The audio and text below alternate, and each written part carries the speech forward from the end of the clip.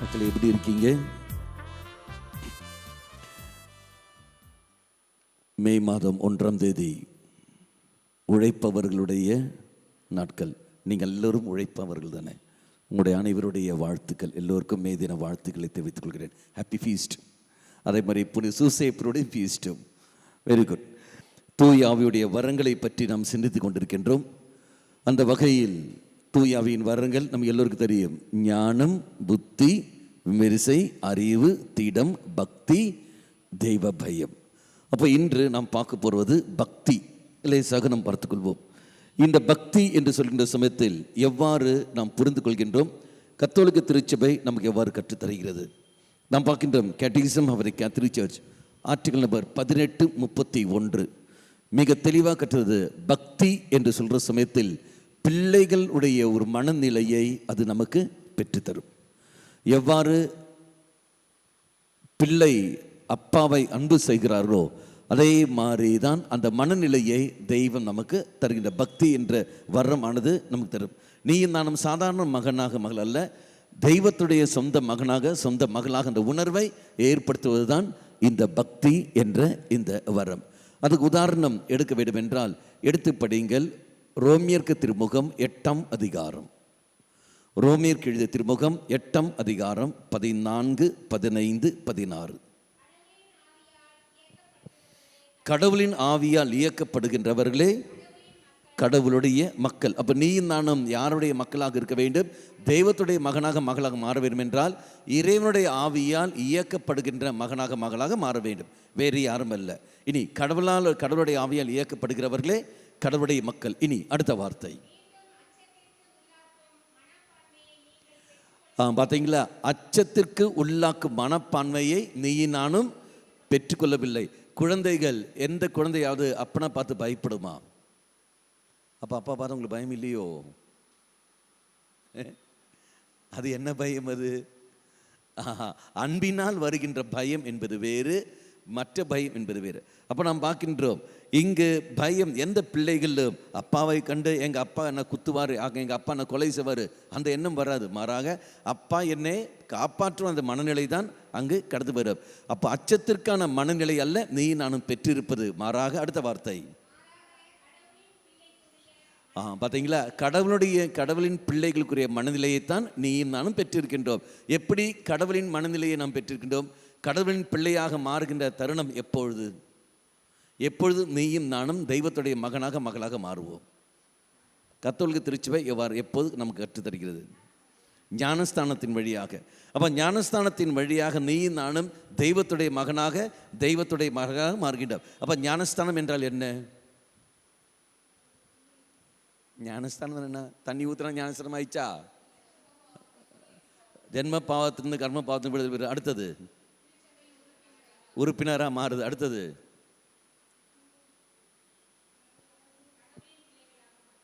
கடவுள் பிள்ளையாக மாறுது. எப்போ இந்த இதெல்லாம் மாறும்? தண்ணி ஊற்றின எல்லாம் மாறிச்சா?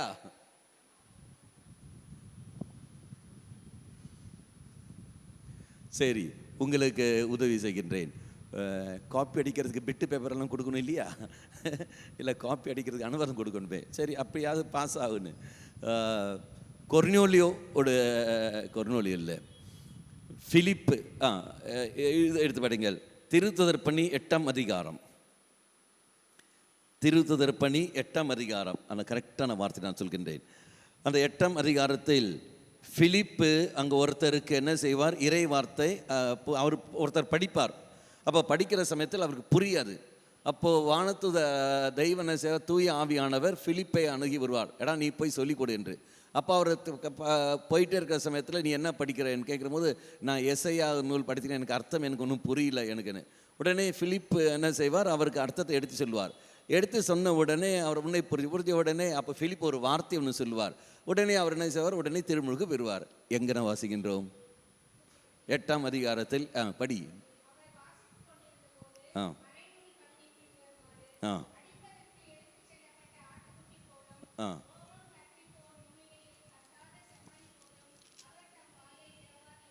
ஆ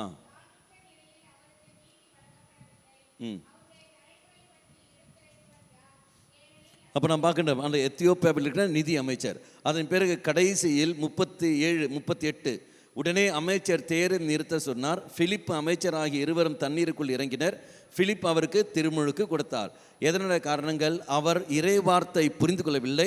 அந்த இறைவார்த்தை நம்பிக்கை வைக்கின்றார். நம்பிக்கை பெற்றவுடனே அவர் திருமுழுக்கு அங்கு பெறுகிறார். அப்போ திருமுழுக்கு பெறுவதற்கான குவாலிஃபிகேஷன் என்ன வர வேண்டும்?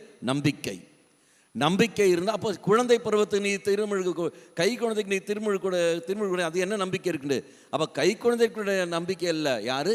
பெற்றோர்களுடைய நம்பிக்கையை கண்டுதான் என்ன செய்கிறார்கள்? திருமுழுக்கு யார் கொடுக்கிறார்கள்? அங்கே குழந்தை கொடுக்கப்படுகிறது. அதன் பிறகுதான் அந்த குழந்தை வளர்ந்த பிறகு உறுதி பூசுதல் அங்கு கொடுக்கப்படுகிறது.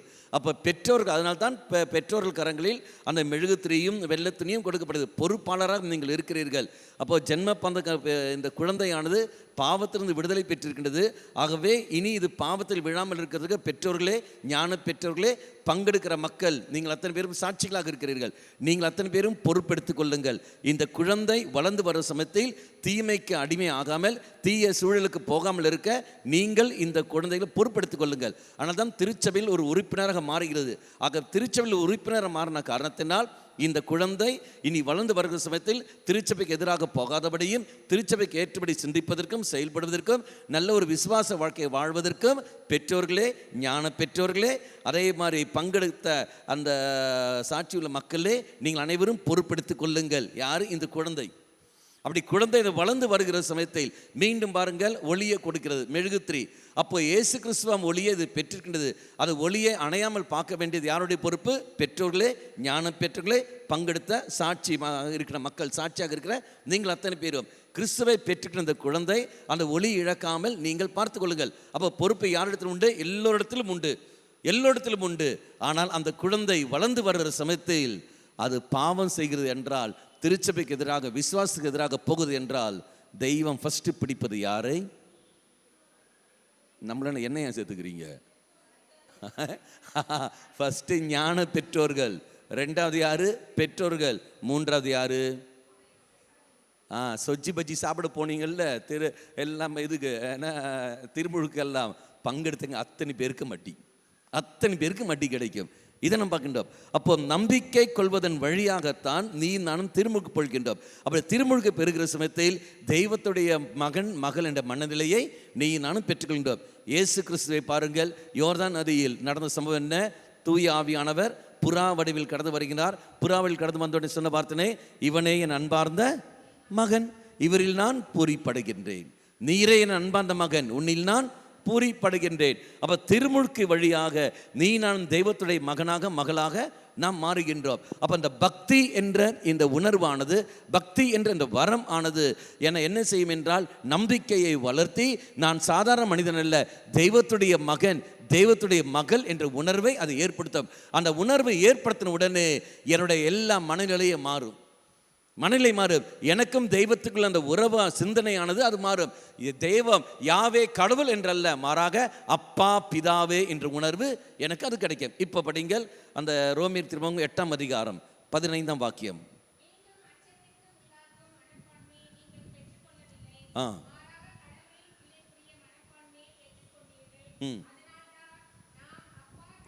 அதனால்தான் நாம் அப்பா தந்தை என்று அழைக்கின்றோம். அப்போ அப்பா அந்த உணர்வு எனக்கு அப்போ தான் வருது. அது வரைக்கும் பழைய பாட்டு காலத்தில் பாருங்கள் எப்படி இருந்தார்கள், யாவே கடவுளே, யாவே என்று அழைக்க, ஆண்டவர் எங்கேயோ மலையில் இருக்கிறார், அங்கே இருக்க பக்கத்தில் போக முடியாது, எதுவும் பண்ணவில்லை. இயேசு கடந்து வருகின்றார். அந்த யாவே கடவுளை அழைப்பது என்னவென்று, அப்பா பிதாவே என்று அவர் அழைக்கின்றார். அதான் பரலோகத்தில் இருக்கிற எங்கள் பிதாவே. அப்படி என்றால் நீங்கள் செல்லுங்கள். எவ்வாறு ஒரு குழந்தை தந்தையிடத்தில் செல்கிறதோ அதே மாதிரி நீ தந்தையிடத்தில் செல். உனக்கு அந்த எந்த ஒரு விட்டு வீழ்ச்சி வேண்டாம், பயம் கொள்ளாதே. அச்சத்துக்கான மனநிலை அல்ல, மாறாக தெய்வத்துடைய மகள் என்ற மனநிலையிற்கு நீங்கள் கடந்து வாருங்கள். ஆனால் மக்களை, ஓரோ மக்களும் நீங்கள் பலிப்படத்துக்கு நீ வருகிற சமயத்தில் இனி எந்த மனநிலை வர வேண்டும் என்றால், நான் தெய்வத்துடைய மகன், தெய்வத்துடைய மகள், இந்த மனநிலைத்தான் உனக்கும் எனக்கும் இருக்க வேண்டும். இந்த மனநிலை இருக்கிற சமயத்தில் ஒரு நாளும் நமக்கு தவறான சிந்தனைகளோ விசுவாச சிந்தனைகளோ எதுவும் கடந்து வராது. என்ன காரணங்கள்? எங்கள் அப்பா பார்த்து கொள்வார், எங்கள் அம்மா பார்த்து கொள்வார்கள், நான் ஏன் கவலைப்பட வேண்டும்? நீங்கள் பாருங்கள், உங்கள் வீட்டில் குழந்தைகளை பாருங்கள், நீங்கள் பட்டினி கிடந்தாலும் உங்கள் பிள்ளைகளுக்கு நீங்கள் உணவு கொடுப்பீர்கள். அது என்ன இருந்தாலும் சரி, எவ்வளவு நெருக்கடி வந்தாலும் சரி, நீங்கள் என்ன இருந்தாலும் சரி, உங்கள் பிள்ளைகள் நன்றாக இருப்பதற்காக உங்களையே நீங்கள் இல்லாமல் ஆக்குவீர்கள். அதே மாதிரி தானே தெய்வமும் உனக்காகவும் எனக்காகவும் தன்னையே இல்லாமல் ஆக்கினார் இல்லையா? அதானே சிலுவை. அதனை சிலுவை தன்னையே இல்லாமல் ஆக்கி கொண்டு உன்னையும் என்னையும் அவர் வாழ வைக்கின்றார். நீ நான் வாழும் பொருட்டு தெய்வம் என்ன செய்கின்றார்? தன்னையே இல்லாமல் ஆக்குகின்றார். அதோடைய அர்த்தம் தானே நமக்கு எல்லோருக்கும் தெரியும் இல்லையா? எஸ்ஐயா புஸ்தகம் 53ஆம் அதிகாரம் 4, 5, 6, 7 நமக்கு எல்லோருக்கும் தெரியும். படிங்கள். எஸ்ஐயா புஸ்தகம் 53ஆம் அதிகாரம் 4, 5, 6, 7. மெய்யாகவே அவர் நம் பிணிகளை தாங்கி கொண்டார், நம் துன்பங்களை சுமந்து கொண்டார், கடவுளால் வதைக்கப்பட்டு நொறுக்கப்பட்டவர் என்றும் என்றும் எண்ணினோம். அடுத்தது, நம் குற்றங்களுக்கு காயப்பட்டார், தீய செயலுக்காக நொறுக்கப்பட்டார், தண்டிக்கப்பட்டார், அவருடைய காயங்களால் நீயும் நானும் குணமடைகின்றோம். அப்போ உனக்காகவும் எனக்காகவும் தெய்வம் அங்கு இல்லாமல் ஆக்குகிறார். எவ்வாறு குடும்பத்தில் பெற்றோர்கள் தங்கள் பிள்ளைகளுக்காக இல்லாமல் ஆக்குறாரோ, தெய்வம் இதை நமக்காக இல்லாமல் ஆக்கினார். அப்போ அந்த பிள்ளைகளோட மனநிலை வருகிற சமயத்தில் அச்சத்துக்கு நம் மனநிலை நம்மை விட்டு போய்விடுகிறது. ஆட்டோமேட்டிக்காக தைரியத்தின் ஆத்மாவு நம் கிடைத்துவிடும். அதான் திடம் எனும் மனநிலை. அப்போ தெய்வ சன்னதியில் ஒன்று, இந்த பக்தி என்ற வரம் ஆனது எனக்கு மகன் மகளின் ஸ்தானத்தை தருகிறது. மீண்டும் எடுத்து படிங்கள். கலாத்தியருக்கு திருமுகம் 4ஆம் அதிகாரம் 6ஆம் வாக்கியம். கலாத்தியருக்கு திருமுகம் 4ஆம் அதிகாரம் 6ஆம் வாக்கியம்.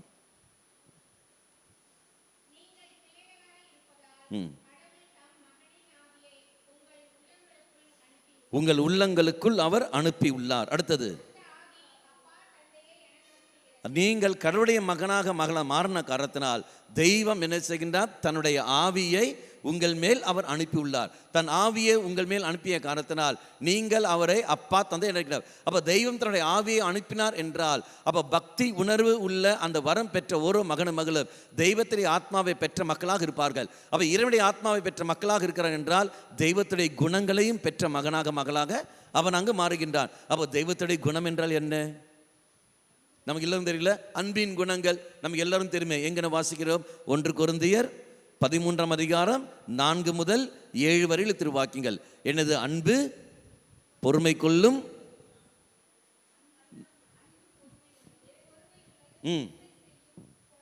பொறாமைப்படாது, தற்புகழ்ச்சி கொள்ளாது, இருமாப்பு செய்யாது, அன்பு அனைத்தையும், தன்னலம் நாடாது, எரிச்சலுக்கு இடம் கொடாது, தீங்கு நினையாது, தீவினையில் மகிழ்வுறாது, உண்மையில் அது மகிழும், அனைத்தையும் பொறுத்து கொள்ளும், நம்பும், எதிர்நோக்கி இருக்கும், அனைத்திலும் மன உறுதியோடு இருக்கும். அப்போ நாம் பார்க்கின்றோம் தந்தையின் மனநிலையைத்தான் அவன் பெற்றுக்கொள்கின்றார். அப்படி என்றால் தூய ஆவியானவர் இது நம்மேல் அவர் பொழியப்படுகிறது.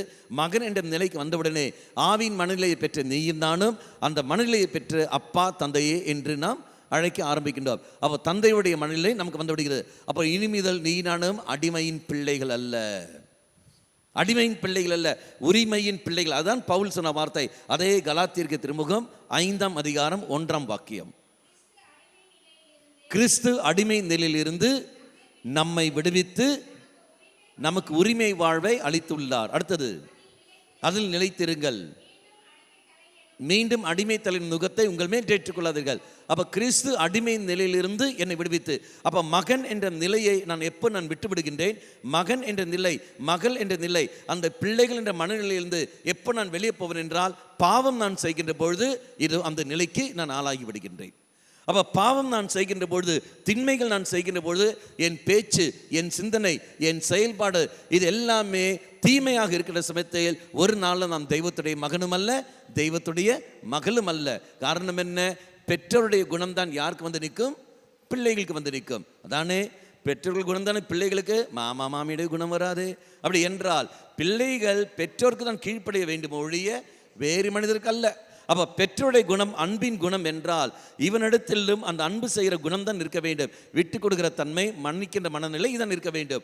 வெறுப்பு, வைராக்கியங்கள், பகை உணர்வு எல்லாம் இருக்குது என்றால் அதெல்லாம் யாருடைய குணங்கள்? பிசாசுடைய குணங்கள். பிசாசுடைய குணம் பைபிள் எங்கேயாவது இருக்கா? உண்டு. எங்கே வாசிக்கிறோம்? எடுத்து படிங்கள். திருத்துதர் பணி 13ஆம் அதிகாரம் 10ஆம் வாக்கியம். திருத்துதர் பணி 13ஆம் அதிகாரம் 10ஆம் வாக்கியம். 5 குணங்கள் என்ன வருகிறது பாருங்கள். ஃபர்ஸ்ட், அனைத்து வஞ்சகத்திற்கும் உறைவிடம் மாணவனே. அப்ப எல்லா வஞ்சனைக்கு செய்கிறதுக்கும் உறைவிடம் மாணவனே யாரு? பிசாசு. அப்ப வஞ்சகம் எல்லாம் எங்கிருந்து வருகிறது? பிசாசு தானே. நீ ஒரு நபரை ஏமாற்றுகிறேன் என்றால், ஒரு பெண்ணை ஒரு ஆணை ஏமாற்றுகிறேன் என்றால், ஒரு நபரை பல பைசாவுக்காகவோ உறவுகளுக்காகவோ நீ ஏமாற்றுகிறேன் என்றால், நீ எப்பேற்பட்ட நிலையில் நீ இருக்கிறாய் இருப்பார். அப்ப நீ வஞ்சிக்கின்றாய், அவளை வஞ்சிக்கின்றாய், சொத்துக்காக நீ வஞ்சிக்கின்றாய், உன்னுடைய ஆசையை நிறைவேற்றுவதற்காக நீ வஞ்சிக்கின்றாய். மற்றவர்கள், தலைவர்கள், தொண்டர்களை வஞ்சிக்கின்றார்கள், பதவிக்காக அதிகாரத்துக்காக வஞ்சிக்கிறார்கள், சொத்துக்காக வஞ்சித்து கொண்டிருக்கிறார்கள், ஏமாற்றுகிறார்கள். அப்ப பலரும் பலவிதமான வஞ்சனைகள் இருக்கின்றோம். நீயும் நானும் எத்தனை முறை ஏமாற்றி இருக்கின்றோம், எப்படியெல்லாம் செய்திருக்கின்றோம். அப்போ இந்த வஞ்சனை எல்லாம் எங்கிருந்து வருகிறது? பிசாசு உறைவிடம். ஏமாற்றும் குணம் பிசாசின் தன்மை, பிசாசின் தன்மை. அப்ப அனைத்து வஞ்சகத்திற்கும் உறைவிடம் ஆனவனே. அப்ப உறைவிடமாக இருக்கிறது யாரு? பிசாசு. இனி அடுத்த வார்த்தை, பழிப்பாவம் எதற்கும் அஞ்சாதவன். அப்படின்ற அர்த்தம், செய்த தவறுகளை அடுத்தவன் மேல பழி போறது. நான் பணக்காரனாக இருக்கின்றேன், என்ன செய்கிறேன்? நான் தவறு செய்கின்றேன், இந்த தவறாக என்ன செய்கின்றேன்? என்னுடைய கீழ் இருக்கின்ற, என் அதிகாரத்தில் கீழ் இருக்கின்றவனை அவன் மேல் பழிய போடுகிறேன். அவனால் தான் எதிர்க்க முடியாது. அப்போ அதிகாரத்தில் இருக்கிற நான் தவறு செய்கிற பொழுது அந்த தவறை என் கீழில் இருக்கிறவன் மேல் நான் பழிய போடுகின்றேன். பணக்காரங்க இருக்கிற நான் ஏழு மேல் பழிய போட்டு விடுகின்றேன். பதவியில் இருக்கிற நான் இது அவன் அடுத்தவன் மேல் நான் பழிய போட்டு விடுகின்றேன். அப்போ பழிப்பாவன் எதுக்கும் பயப்படாதவன். யார் வேணும் பழி போடுகிறேன், என் தவறுகளை நான் ஒப்புக்கொள்ளாமல் அடுத்தவன் மேல் நான் பழியை சுமைத்து கொண்டு இதுடன் தப்பித்துக் கொள்கிறேன். ஆதாம் ஏவாள் சம்பவம் தெரியும் இல்லையா? ஆதாம் ஏவாள் பாவம் செஞ்சது ஏவாள். பழிய போடுறதெல்லாம் யார் மேலே? ஆதாம் கேட்குற போது பழிய போட்டது யார் மேலே? ஏவாள் மேலே. ஏவாளை கேட்குற போது பழி போட்டது யார் மேலே? பாம்பு மேலே. யார் தப்பு ஆமாம் நான் தப்பு செஞ்ச ஆண்டவரே என்று ஒப்புக்கொள்கிற மனநிலை வருகிறதா? இல்லை. அப்போ மனநிலை, ஒப்புக்கொள்கின்ற மனநிலை, தவறுகளை ஒப்புக்கொள்கிற மனநிலை உனக்கும் எனக்கும் வரவில்லை என்றால் நீயும் நானும் யாருடைய பிள்ளைகள்? சாத்தானுடைய பிள்ளைகள். ஆம், இதோ நான் தவறு செய்திருக்கின்றேன், என்னை மன்னித்து விடு என்று எப்போ நீ நானும் மன்னிப்பை கேட்கிறோமோ அந்த நொடியிலே நீ நானும் யாருடைய பிள்ளைகளாக மாறுகின்றோம்? தெய்வத்துடைய பிள்ளைகளாக மாறுகின்றோம். மன்னிப்பு கேட்பதும் மன்னிப்பு கொடுப்பதும் தெய்வத்துடைய தன்மை. மாறாக வெறுப்பு, வைராக்கியம் வைத்து வாழ்வதெல்லாம் பிசாசின் தன்மை. அப்போ அனைத்து வஞ்சகத்துக்கும் உறைவிடமானவன். அடுத்த வருகிறது, பழிப்பாவம் எதுக்கும் அறியாதவன். அடுத்தது, அழகையின் மகனே. பைபிள் தெளிவாக இருக்கு இல்லையா? அழகை மகனே. எங்க நம்ம இந்த பேச்சு அப்படியே வைத்துக் கொள்ளுங்கள். உங்களுக்கு எல்லோருக்கும் தெரியுமே, யோவான் நற்செய்தி 13ஆம் அதிகாரம் 8ஆம் அதிகாரம் 44ஆம் வாக்கியம். யோவான் நற்செய்தி 8ஆம் அதிகாரம் 44 வாக்கியங்கள். பார்த்தீங்களா? சாத்தானே உங்களுக்கு தந்தை. என்ன காரணம்? உங்கள் தந்தையின் ஆசைப்படி நடப்பதுதான் உங்கள் விருப்பம். அடுத்தது, தொடக்கம் முதல் அவன் ஒரு கொலையாளி. அடுத்தது, அவனிடத்தில் உண்மை இல்லாத காரணத்தினால் அவன் உண்மையே சார்ந்து இருப்பதில்லை, அவன் பொய் பேசுகிறவன். அடுத்தது, பொய் பேசுவது அவனுக்கு இயல்பாக வந்து நிற்கும், ஏனெனில் அவன் பொய்மையின் பிறப்பிடம். பார்த்தீங்களா? சாத்தானே உங்கள் தந்தை. என்ன காரணம்? தொடக்கம் முதல் அவன் ஒரு கொலையாளி. கொலையாளி என்றால் ஒரு நபரை கொலை செய்வது மட்டுமல்ல, கருத்து அடிப்படையில் கொலை செய்வது, சிந்தனை அடிப்படையில் கொலை செய்வது, அவனை பணி செய்யாமல் தடுப்பது கொலை செய்வதற்கு சமம். இதை நாம் பார்க்கின்றோம். உறவுகளை நாசமாக கொலை செய்வது, வெறுப்பு வைத்தாலே நீ ஒரு கொலையாளி. நான் வாசிக்கிறோம் இல்லையா? 1 யோவான் 3ஆம் அதிகாரம் 15ஆம் வாக்கியம். 1 யோவான் 3ஆம் அதிகாரம் 15ஆம் வாக்கியம்.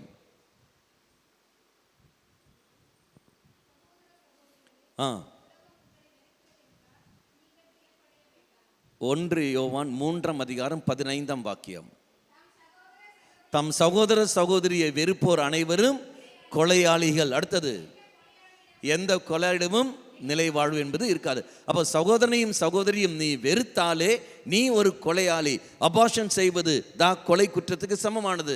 அதே மாதிரி கருக்கலைப்புக்கு துணை போவது அதுவும் கொலை செய்தன. இதனை திருச்சபை நமக்கு கற்றுத்தருவது.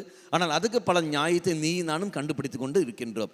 ஒரு குழந்தையை கருவிலே நாம் கொலை செய்கிற சமயத்தில் எந்த அளவுக்கு நாம் பாதிப்பு ஏற்படுத்தி கொண்டிருக்கின்றோம். அண்ட் அதில் பெரிய பாவத்துக்கு அல்லவா நீ நம்ம ஆகிக்கொண்டிருக்கின்றோம். அப்போ இறைசலில் மன்னிப்பு கேட்க வேண்டும். ஆண்டவரே, என்னுடைய சூழல் இந்த மாதிரி இருக்கின்றது, என்னை மன்னித்து விடு.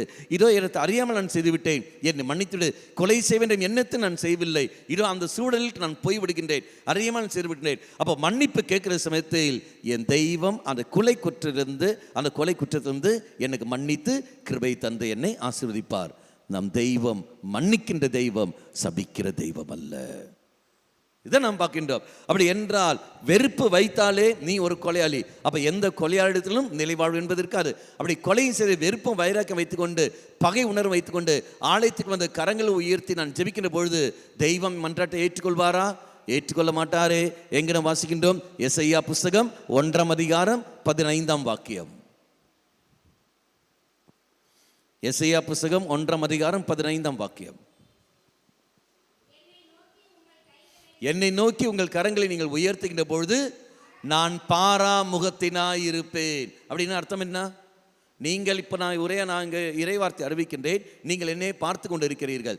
இனி நீங்கள் என்ன செய்கிறீர்கள்? அப்படியே நீங்கள் உங்கள் முகத்தை அந்த பக்கம் திருப்பி வைத்து கொண்டிருக்கிறீர்கள் என்றால் நான் பேசுவது நீங்கள் கேட்டுக்கொண்டிருக்கிறீர்களா? இல்லையே. அப்படி என்றால் எதிராகத்தான் போய் கொண்டிருக்கிறீர்கள். இதே தான் நாம் பார்க்கின்றோம். அப்படி என்றால் நீங்கள் கரங்கள் உயர்த்துகின்ற பொழுது நான் பாராமுகத்தினாய் இருப்பேன் என்றால் தெய்வம் தன் மகனை தன்னுடைய முகத்தை தான் திருப்பி வைக்கின்றார். நம்முடைய மன்றாட்டு அங்கு கேட்கப்படவில்லை. எப்போது தெய்வம் தன்னுடைய முகத்தை திருப்பி வைக்கின்றார்? அடுத்த வார்த்தை, நீங்கள் தொடர்ந்து மன்றாடினாலும் நான் செவி கொடுப்பதில்லை. அடுத்த வார்த்தை, உங்கள் கைகளோ இரத்த கரையோடு இருக்கின்றன. அப்போ உங்கள் கைகள் இரத்த கரையோடு இருக்கின்றன. எப்போ கைகளில் ரத்தம் வரும்? கொலை செய்கிற சமயத்தில். வெறுப்பு கொலைக்கு குற்றத்துக்கு சமம், பகை உணர்வு கொலை குற்றத்துக்கு சமம். அப்படி என்றால் நான் ஒரு கொலைகாரி. அப்படி கொலைகாரி இருக்கிற நான் ஆலயத்தில் வந்து மன்றாடுகிற சமயத்தில் என் மன்றாட்டம் கேட்கப்படுமா? கேட்கப்படாது. அடுத்த வார்த்தை, உங்களே கழுவி நீங்கள் தூய்மைப்படுத்திக் கொள்ளுங்கள். எப்படி நான் கழுவி தூய்மைப்படுத்த முடியும்? லக்ஸ் சோப்பு போட்டா? இல்லையே. அப்போ கழுவி தூய்மைப்பட இடம் எங்க? பாவ சங்கீர்த்தனம் போக வேண்டும். அப்போ அறிவின் வரம், இந்த பக்தியின் வரம் பெறுகிற ஒரு மகன் ஒரு மகள், ஐயோ அப்பனுக்கு எதிராக நான் போய்விட்டேனே, அம்மாவுக்கு எதிராக நான் செயல்பட்டு விட்டேனே, நான் வெறுப்பு வைராக்கியம் வைத்திருக்கின்றேனே, சகோதரனுக்கு எதிராக நான் குற்றம் செய்திருக்கின்றேனே, ஐயோ நான் வெறுப்பு வைத்திருக்கிறேன், செய்து தவறாயிச்சே, ஓடி போய் இது அவன் மன்னிப்பு கேட்கிற மனநிலை அதை ஏற்படுத்த. பாவ சங்கீர்த்தனமே நீ செய்யவில்லை என்றால் அன்பு மக்களே, பக்தியின் வரத்தை நீ பெற்றுக்கொண்டதில்லை. பெற்றுக்கொண்ட வரத்தை நீ செயல்பட அனுமதித்தில்லை. எனக்குள்ள தூய ஆவி வந்திருக்குன்னு பலன் சொல்வார்கள். அந்த ஆவியானவர் நீ பெற்றிருக்கிற என்றால் அந்த ஆவியானவர் உன்னை பாவ சங்கீர்த்தனுக்கு கொண்டு போய் சேர்க்கும். அந்த பாவ சங்கீர்த்தனம் உன்னை பலிப்படுத்தி கொண்டு வந்து சேர்க்க. பாவ சங்கீர்த்தனம் செய்வதில்லை, திருப்பலிக்கு நீ போவதில்லை. ஆனால் நான் ஆவியை நான் பெற்றிருக்கிறேன் என்றால் நீ பெற்றிருக்கிறது தூய ஆவித்தான் வர வேண்டும் என்று அவசியம் இல்லை. ஆவியாக இருக்கணும்னு அவசியம் இல்லை. இதோ வந்திருக்கு பார்த்தியா, நீ பெற்றிருக்கிறது தீய ஆவியாக இருக்கலாமே.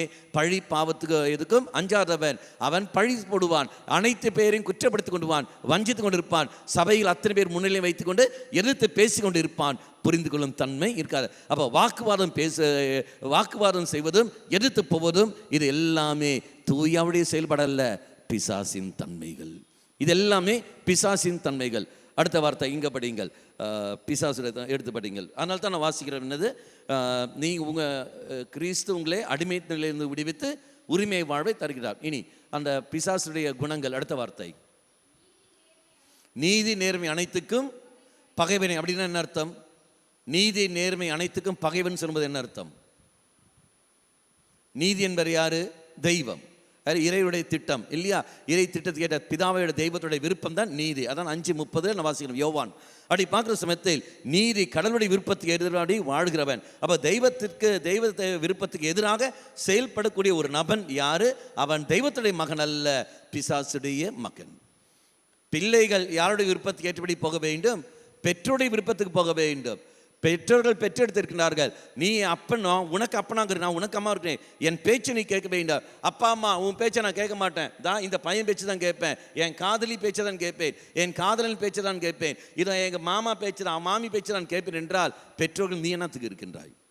அப்போ அந்த மகள் அப்பாவுடைய பேச்சுக்கு எதிராக அவன் போகிறான் என்றால் அவன் மகன் அல்ல, அவன் மகள் அல்ல, சுயநலத்தோடு தன்னிச்சையாக வாழ ஆரம்பிக்கின்றான். இதான் போய்விடுகின்றான். ஒரு நாளும் பெற்றோர்னு சொல்ல மாட்டார், பிள்ளைகள்னு சொல்ல மாட்டார்கள்.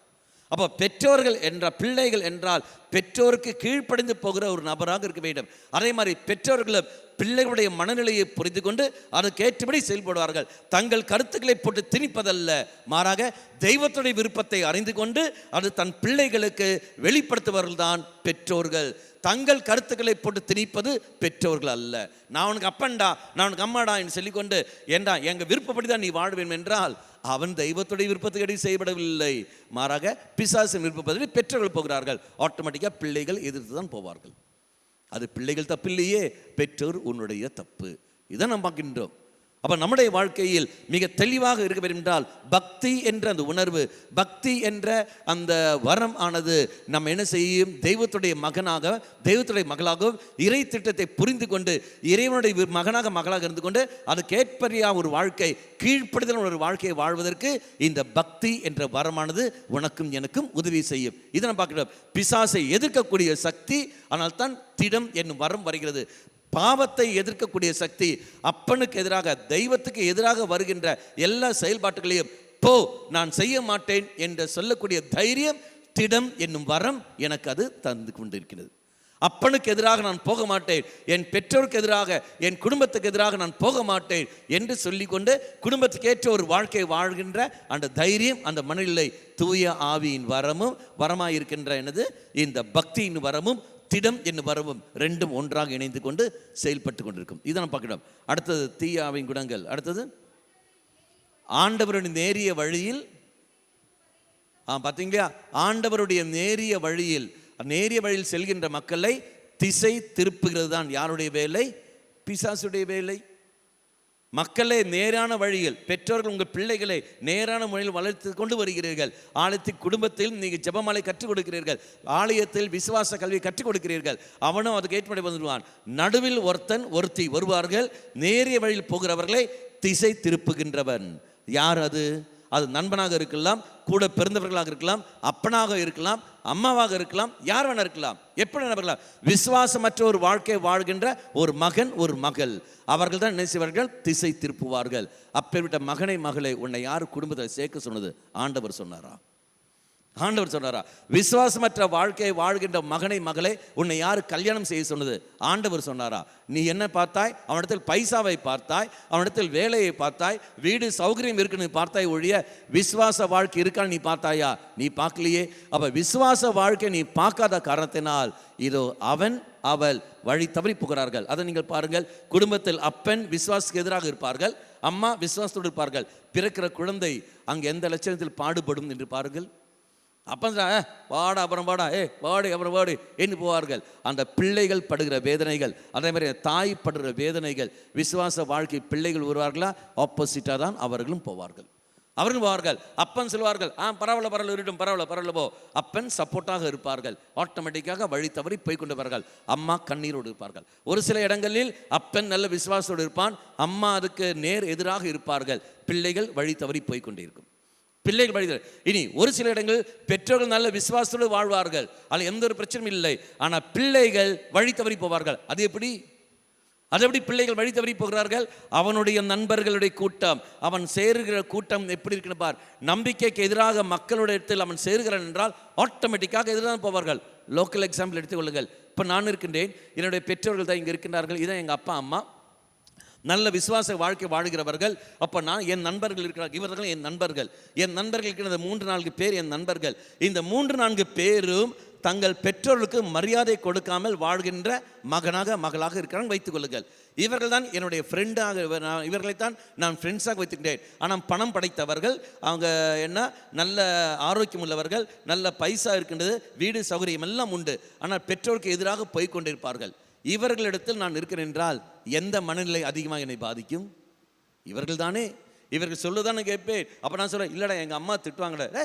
என்னடா அம்மா சின்ன பையன் மாதிரி அம்மா இருக்கலாம், வாடா நம்மளாம் அப்புறம் பார்த்துக்கலாம், அம்மாட்ட அப்புறம் போயிடல சொல்லிட்டு வா, நான் காலேஜ் போகிறேன்னு சொல்லிட்டு வா, அல்ல நான் வேறு எங்கே போகிறேன்னு சொல்லிட்டு வா, ஸ்பெஷல் கிளாஸுக்கு சொல்லிட்டு வா. இதா பொய் சொல்ல இவர்கள் தூண்டுவார்கள். நானும் பொய் சொல்லுவேன், பொய் சொல்லி இங்கே வருவேன். பெற்றோர்கள் நம்புவார்கள், காரணம் பையன் தானே, பையன் பொய் சொல்ல மாட்டான்னு பெற்றோர்கள் நம்புகிறார்கள். ஆனால் பொய் சொல்லி நான் போகிற சமயத்தில் பல ஏடாகோடமான விஷயத்தை நானும் மாட்டுவேன். பல கேடு எனக்கு ஏற்படும், உடல் ரீதியாக மன ரீதியாக பல ஆபத்துக்கள் நான் போய் விழுவேன். யாரு காரணம்? பெற்றோரா அதுக்கு காரணம்? இதுக்கு பெற்றோர்களுடைய காரணமாக இருப்பார்கள். ஒரு நாளும் பெற்றோர்கள் காரணம் அல்ல, நான் தான் காரணம். ஆனால் நான் சொல்கிற வார்த்தை என்பது என்ன? என்னை யாரும் புரிஞ்சிக்கல, என்னை யாரும் அன்பு செய்யலை, அப்பா என்னை புரிஞ்சிக்கல, அம்மா என்னை புரிஞ்சிக்கல, ஆனால் தான் நான் இங்கே போய்விட்டேன், இங்கே நண்பர்கள் தான் என்னை புரிஞ்சுக்கொள்ளார்கள். உனக்கு விவரம் இல்லை. பழியை இதோ என்ன செய்கின்றாய்? நீ சில தவறுகளை எடுத்து மற்றவர்களை போட்டுக்கிறாய். அப்பா என்னை அன்பு செய்யல, அம்மா என்னை அன்பு செய்யல, யாருமே அன்பு செய்யல, அதனால தான் நான் அப்படி வழி தவறி போய்விட்டேன் என்று. உனக்கு எங்கே போயிடுச்சு புத்தி? அப்பா உன்னை அன்பு செய்யவில்லை, நீ அப்பாவை அன்பு செய்யலாம் இல்லையா? அம்மா உன்னை அன்பு செய்யவில்லை, நீ அம்மாவை அன்பு செய்யலாம் இல்லையா? அப்பா உன்னை மன்னிக்கவில்லை, நீ அப்பாவை மன்னிக்கலாம் இல்லையா? அம்மா உன்னை மன்னிக்கவில்லை, நீ அம்மாவை மன்னிக்கலாம் இல்லையா? அப்போ அந்த புத்தி எங்கே போய்விட்டது? அது வர மாட்டேது. பழியை இது என்ன செய்கிறார்கள்? அடுத்த மேலே பழியை போட்டுக்கொண்டு தான் நேர்மையாளர் என்று சொல்லிக்கொண்டு வாழ்கின்ற வாழ்க்கை. இது யாருடைய மனநிலை? பிசாசுடைய மனநிலை. மக்களை திசை திருப்புகின்ற ஒரு மனநிலை. மக்களே, இது எல்லாத்திலிருந்து நான் விடுதலை பெற வேண்டும் என்றால் எப்போ கிடைக்கும்? பாவ சங்கீர்த்தனம். நான் போகின்றேன், போயிட்டு ஆண்டவரே என்னை மன்னித்து விடு. அதை நான் வாசிக்கிறோம் இல்லையா? படிங்கள் அதே வார்த்தை. எங்க? கலாத்தியர் திருமுகம் 5ஆம் அதிகாரம் 1ஆம் வாக்கியம். கிறிஸ்து அடிமை நிலையில் இருந்து நம்மை விடுவித்து நமக்கு உரிமை வாழ்வை அளித்துள்ளார். அப்ப கிறிஸ்து அடிமை நிலையிலிருந்து நம்மை விடுவித்து நமக்கு உரிமை வாழ்வை நமக்கு அளித்துள்ளார். அடுத்தது, அந்த உரிமை என்றால் என்ன அர்த்தம்? மகன் மகள் என்ற உரிமை நமக்கு உண்டு. உரிமை இங்க உதாரணத்துக்கு ஊதாரி மகனுடைய உவமை. ஊதாரி மகனுடைய உவமையில் நீங்கள் பாருங்கள், அவன் உரிமையை இழந்து விடுகின்றான், மீண்டும் உரிமையை பெற்றுக்கொள்கின்றான். எப்படி? அவன் காலுக்கு செருப்பும், அதே மாதிரி அவனுடைய கைக்கு மோதிரமும், அதன் பிறகு புதிய ஆடையும். அப்போ திரும்பி வந்த உடனே அவனுக்கு செல்ற வார்த்தை என்பது என்ன? எனக்கு வேலைக்காரன் என்ற ஸ்தானம் தந்தாலே போதும், வேலைக்காரன் ஸ்தானம் நீ தந்தாலே போதும். அப்பன் என்ன செய்தார்? வேலைக்காரன் ஸ்தானத்தை கொடுத்தார் அல்ல. அவன் கைக்கு மோதிரம் போடுங்கள், அவன் காலுக்கு மிதியடியை கொடுங்கள், அவனுக்கு புதிய ஆடை அணிவித்துக் கொள்ளுங்கள். இதோ இழந்து போன அந்த உரிமையை மீண்டும் அவன் பெற்றுக்கொள்கிறான். எப்பொழுது? அவன் தந்தையிடத்தில் திரும்பி வந்த பொழுது. அப்போ ஓரோ மகனும் பாவ சங்கீதம் என்பது நான் தந்தையிடம் நான் திரும்பி வருகிறேன். அவன் தந்தையிடம் திரும்பி வருகிற போது அடிமை நிலையில் இருந்து இதா உரிமை வாழ்வை அவன் பெற்றுக்கொள்கின்றான். மகன் மகள் என்ற ஸ்தானத்தை அவன் பெற்றுக்கொள்கின்றான். பக்தியின் வரம் ஆனது உன்னை இந்த நிலைக்கு கொண்டு வந்து சேர்க்கும். Praise the Lord. அல்லையா? அதனால் தான் வரங்களுக்காக நாம் மன்றாட வேண்டும். சில காரணங்கள். ஆண்டவரே, இந்த தூயாவியின் வரங்கள், பக்தியின் வரம் எனக்கு தாரும் ஆண்டவரே. இதோ மகன் என்ற மனநிலையோடு, மகள் என்ற மனநிலையோடு, பிள்ளைகள் என்ற மனநிலையோடு நான் உன்னிடத்தில் மன்றாடுவதற்கு நான் கிருபைத்தா. ஆனால் தான் நீங்கள் பாருங்கள், எந்த பிள்ளைகளும் பெற்றோரிடத்தில் பிச்சை எடுக்க மாட்டார்கள். நீங்கள் மன்றாடி பாருங்க, அம்மா குடுமா, அம்மா கொடுங்கம்மா, உரிமையோடு அம்மா நீங்கள் தந்தை தீர வேண்டும் என்று. நீ கேட்டதெல்லாம் கொடுக்க வேண்டிய அவசியம் இருக்கா? நீ கேட்கறதெல்லாம் பெற்றோர்கள் தருவார்களா? தரமாட்டார்கள். உனக்கு என்ன தேவையோ, எது நல்லதோ அது உனக்கு தருவார்கள். அதான் பெற்றோர்கள். கேட்கறதெல்லாம் வாங்கி கொடுக்கிறார்கள் என்றால் அது பெற்றோர் அல்ல. அப்போ உனக்கு என்ன தேவையோ, இந்த வயதில் உனக்கு என்ன தேவையோ அது உனக்கு அது தருவார்கள். அப்போ நீ வளர்ந்து வர சமயத்தில் அந்த சூழலுக்கு ஏற்றபடியே உனக்கு என்ன தேவையோ, தங்களுக்கு என்ன அறிந்து கொண்ட நன்மை ஏதோ அது அவர் உனக்கு கற்றுத் தருவார்கள். காரணம், பெற்றோர்களுக்கு தெரியும் எது நன்மை எது தீமை என்று. நீ கேட்டதெல்லாம் தர வேண்டும் என்று எந்த ஒரு அவசியமும் அங்கு இல்லை, எந்த அவசியமும் இல்லை. இதை நாம் பார்க்கின்றோம். ஆனால் கேட்கின்ற மனநிலையை, உன்னுடைய நிலை, நீ உரிமையோடு நீ கேட்பாய். அதே பெற்றோர்கள் நன்மையாக இருக்கிற சமயத்தில் உனக்கு தருவார்கள். அப்போ கருத பெற்றோர் மேலே உனக்கு தரவில்லை என்றாலும் பெற்றோர் மேலே உனக்கு கோபம் வராது, வெறுப்பும் வராது. மறுபடியும் அதே அம்மா கிட்ட அதே அப்பா இடத்துல தான் நீ போவாய். உரிமை இருக்கிற இடத்தில் அன்பு உண்டு. உரிமை இருக்கிற இடத்தில் வெறுப்பு வராது. நான் கேட்ட நீ தரவில்லை, அதனால் நான் விட்டு போய்விடுகின்றேன். நீங்கள் எடுக்கிற பக்தி முயற்சிகளை பாருங்கள். எடுக்கிற பக்தி முயற்சி தான் அங்கே வருகின்றேன். அப்போ ஈஸியாக அது புரியும். எடுக்கிற பக்தி முயற்சி எந்த மனநிலையோடு நீங்கள் எடுக்கிறீர்கள். ஆனால் தான் ஆண்டவர் சில வார்த்தை, மக்களே சத்தியம் போடாத. நீ போடுற சத்தியத்தை தெய்வம் எதிர்பார்ப்பதில்லை. மத்தேயு நற்செய்தி 5ஆம் அதிகாரம் 33ஆம் வாக்கியம்.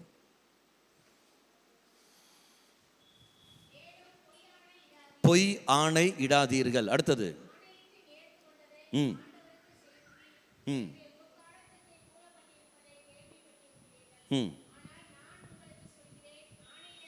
நான் உங்களுக்கு சொல்கின்றேன், ஆணையிடவே வேண்டாம். அடுத்தது, விண்ணுலகில் மேலும் ஆணையிட வேண்டாம், ஏனெனில் அது கடவுளுடைய அரியணை. அடுத்தது, மண்ணுலகிலும் வேண்டாம், அது அவரின் கால்மனை. அடுத்தது, எருசலேமிலும் வேண்டாம், பேரரசின் நகரம். அடுத்தது, வேண்டாம். அடுத்தது, வெள்ளையாக்கவோ கருப்பாக்கவோ உங்களால் முடியாது. அடுத்தது ஆம் என்றலாம், இல்லை என்றால் இல்லை. இதை விட மிகுதியெல்லாம் எங்கிருந்து வருகிறது? தீயனிடத்திலிருந்து வருகிறது. அப்போ தெய்வம் சில வார்த்தை பொய் ஆணை இடாதீர்கள். அப்போ சத்தியம் போடுவது, சத்தியம் போட்டுக்கொண்டு மற்ற காரியங்கள் செய்வது, நேர்ச்சைகள் கொடுப்பது, இதெல்லாம் ஆண்டவர் கேட்டார் அவனுக்கு. நீ எதுக்கு நேர்ச்சைகள் எடுத்துக்கொண்டு இருக்கின்றாய்? இது நேர்ச்சை எடுத்தான்ல, இதெல்லாம் பிஸ்னஸா? பைசா கொடுத்தால் பொருள் வாங்குற மாதிரி நான் நேர்ச்சை வந்தேன் என்றால் நீ எனக்கு திருமணம் செய்து வைக்க வேண்டும், குழந்தை தர வேண்டும், நான் நினைச்ச காரியங்கள் நீ நடத்தி தர வேண்டும், அதனால நான் நேர்ச்சைகள் எடுக்கின்றேன். எதுக்கு நேர்ச்சை? நன்றிக்காக நேர்ச்சை வச்சாயா? ஆண்டவரே நீ எனக்கு தரப்போகின்றாய், நன்றி ஆண்டவரே, எனக்கு நீ குழந்தைகள் நீ தரப்போகின்றாய், அதுக்கு நன்றி ஆண்டவரே சொல்லு. நன்றி என்ற எண்ணத்தில் 9 நாள் நீ உபவாசம் எடுத்திருக்கின்றாயா? அது எடுப்பதில்லை, மாறாக குழந்தைக்காக உபவாசம் நீ எடுத்துக்கொண்டிருக்கின்றாய். குழந்தை நீ தந்து விட்டாய் ஆண்டவரே என்ற எண்ணத்தில் நீ என்றைக்காவது உபவாசம் எடுத்திருக்கிறாயா? இல்லையே. பிஸ்னஸ்க்காக மட்டும் தானே நீ எடுத்துக்கொண்டிருக்கின்றாய். எப்படி மக்களே அது கிருபைகள் கிடைக்கும்? அந்த சாதனம் வந்த பிறகு அதுக்கப்புறம் நான் நன்றி சொல்கின்றேன் ஆண்டவரே, ஒரு பூசை ஒப்பு கொடுக்கின்றேன், அதெல்லாம் நேர்ச்சை. உனக்கு 3 வருஷம் குழந்தை இல்லை ஆண்டவரே, எனக்கு 3 வருஷம் குழந்தை இல்லை, பரவாயில்லை, நீ எனக்கு தரப்போகின்றாய், இப்போவே நான் நன்றியாக இது ஒரு 3 வருஷம் நான் நேர்ச்சைகள் எடுக்கின்றேன். எடு, யார் வேணான்னா 3 வருஷம் நீ நேர்ச்சை எடுக்கிற தைரியம் இருக்கு அவனுக்கு? இல்லையே, ஒரு 9 வாரம் எடுக்கிறேன், 3 வருஷம்லாம் நான் எல்லாம் எடுக்க முடியாது, அதுக்குள்ளேயும் நான் கொடுத்த தந்து ஆகணும். புரிச்சா? நேர்ச்சைகள் தெய்வம் எதிர்பார்ப்பதில்லை. பொய் சத்தியம் போடாத. காரணம் என்ன? எதிர்காலம் என்ன நடக்கும் என்று உங்களுக்கு தெரியாது. இங்கேருந்து நீ சொல்லுவாய், ஆண்டவர் இங்கேருந்து வேளாங்கண்ணிக்கு, பெசன் நகர் வேளாங்கண்ணிக்கு நான் இங்கேருந்து நடந்து வருகின்றேன் என்று நீ சத்தியம் போடுவாய். எங்கே? அன்னைக்குன்னு பார்த்து மழை வரும், அன்னைக்குன்னு பார்த்து கர்ஃப்யூ வரும், அன்னைக்குன்னு பார்த்து கொரோனா வந்து நிற்கும், அன்னைக்குன்னு பார்த்து ஏதாவது பள்ளம் நோண்டி வச்சுப்பா, ஏதாவது பார்ப்பார்கள், அன்னைக்குன்னு பார்த்து உனக்கு உடல்நிலை சரியா இல்லாமல் ஆகும், ஏதாவது தடை வந்து நிற்கும். நீ போட்ட சத்தியம் என்ன ஆயிடுச்சு? போச்சா? அதுவே உனக்கு கெடுதலாக வந்து நிற்கும். இறைவன் அதை எதிர்பார்ப்பதில்லை. ஆனால் தான் சத்தியம் போடாத. அப்போ வார்த்தையாலும் உண்டு, இன்னொரு சத்தியம் செயல் வடிவத்தில் வருகின்ற சத்தியம். என்னது செயல் வடிவத்தில்? அதான் நேர்ச்சைகள். செயல் வடிவத்தில் நான் எடுக்கிற பக்தி முயற்சிகள் எல்லாமே வார்த்தையால் வருவதான். நீ சத்தியமாக நான் குடிக்க மாட்டேன், சத்தியமாக அது செய்ய மாட்டேன், சத்தியம் சொல்லிவிட்டு அதன் பிறகு செயல்படாமல் இருப்பது. இதெல்லாம் 10 கட்டளைகள். எத்தனாவது கட்டளையில் வந்து அடங்குது? 10 கட்டளைகள் ஒன்று இருக்கு இல்லையா? அதில் எத்தனாவது கட்டளைகள் வந்து நிற்கும்? 2வது கட்டளை என்ன? வீணாக சொல்லாத. நீ போடுற சத்தியம், நீ எடுக்கிற நேர்ச்சைகளோட யாருடைய நாமத்தில் உண்டு? தெய்வத்தின் நாமம் தானே. அசிங்கம் யாருக்கு? லோக்கல் எக்ஸர்க. இதான் எங்கள் அம்மா. நானும் என் மனைவியும் சண்டை போடுகின்றோம். சண்டை போட்டுக்கொண்டு நீங்கள் பஞ்சாயத்து கூடுகிறீர்கள், எல்லாம் இருக்கிறீர்கள், பஞ்சாயத்து சொல்கிறீர்கள், இனி உன் மனைவி நீ அடிக்கக்கூடாது. சரி, இனி நான் எதுவும் நான் செய்ய மாட்டேன். எங்கள் அம்மா சத்தியமாக இனி நான் யாருக்கும் என் மனைவிக்கு நான் எதிராக நான் எதுவும் போக மாட்டேன். பஞ்சாயத்து எல்லாம் சால்வ் ஆயிடுச்சு, ப்ராப்ளம் சால்வ்டு. இனி சொல்லிவிட்டு நீங்கள் போன உடனே மறுபடியும் 1 வாரம் கழிச்சு என் மனைவியை போட்டு 8 உதைக்கிறதும் அடிக்குமான்னு வைத்துக்கொள்ளுங்கள். யாருக்கு அசிங்கம்? அம்மாவுக்கு தானே. நீங்கள் யாரை கேட்பீங்க? என்ன உன் பையன் பாரு சத்தியம் போட்டுட்டு என்ன மறுபடியும் செய்கிறான் பாருன்னு. அப்போ உடனே ஏண்டா என் பேரை நாசமாக்குற, ஏண்டா என் பேரை நாசமாக்குற?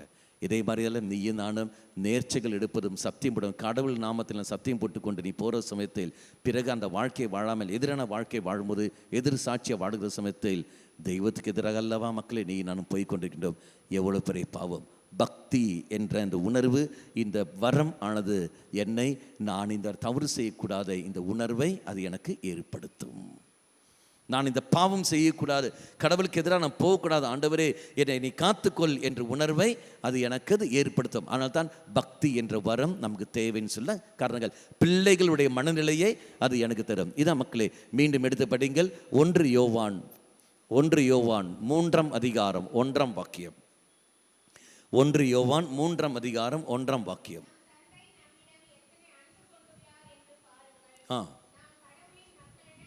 நாம் கடவுளின் மக்கள் என அழைக்கப்படுகின்றோம்.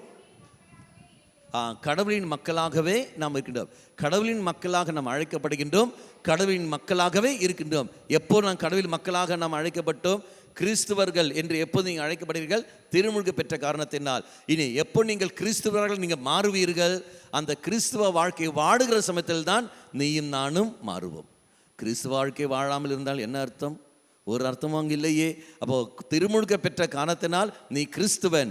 ஆனால் அந்த வாழ்க்கை நீ வாழ்ந்தால் மட்டுமே தான் உண்மையிலே நீ கிறிஸ்துவனாக உன்னால் இருக்க முடியும். இல்லை என்றால் எல்லாம் போய்விட்டதே.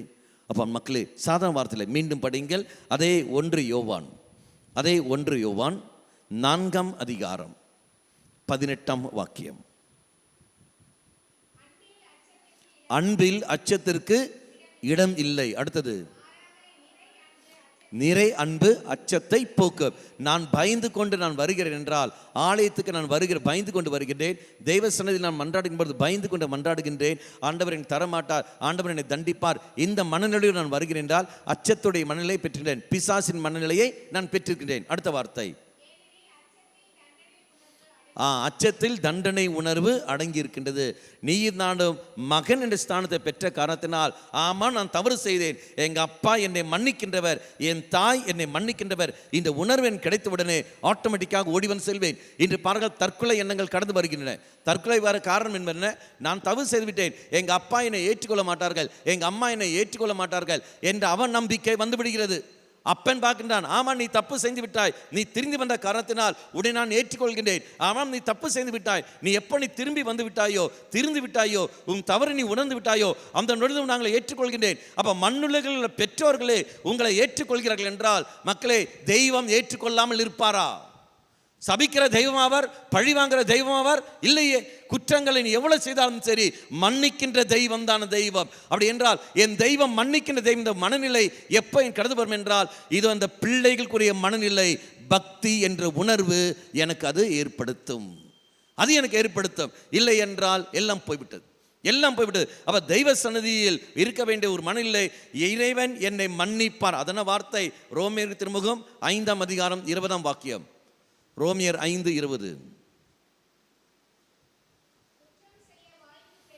குற்றம் செய்ய வாய்ப்பு பெருகும்படி சட்டம் இடையில் நுழைந்தன. அடுத்தது, ஆனால் பாவம் பெருகின இடத்தில் அருள் பொங்கி வந்தது. பாவம் பெருகின இடத்தில் இறைவனுடைய அருளானது பொங்கி வருகிறது. அப்ப நான் பாவம் செய்தேன், இருந்த போதிலும் அதை விட பல மடங்கு பெரிதுதான் எது? இறைவனுடைய அருள். அப்படி என்றால் அந்த இறைவனுடைய அருள் மேல் நம்பிக்கை வைத்து நான் வாழ்வனை ஒழிய, நான் பாவி என்பதில் இல்லை. யூதாசும் ராயபுரம் 2 பேரும் தவறு செய்தார்கள். யூதாஸுக்கு ஏற்பட்டது குற்ற உணர்வு, ராயபுருக்கு ஏற்பட்டது மன வருத்தம். குற்ற உணர்வு ஏற்பட்டவன் போய் தூக்கில் போய் தொங்கினான், மன வருத்தம் கொண்டவன் தெய்வ சன்னதியில் வந்து நிற்கின்றான். மக்களே, உனக்கும் எனக்கும் தேவை மன வருத்தம் தான் ஒழிய குற்ற உணர்வு இல்லை.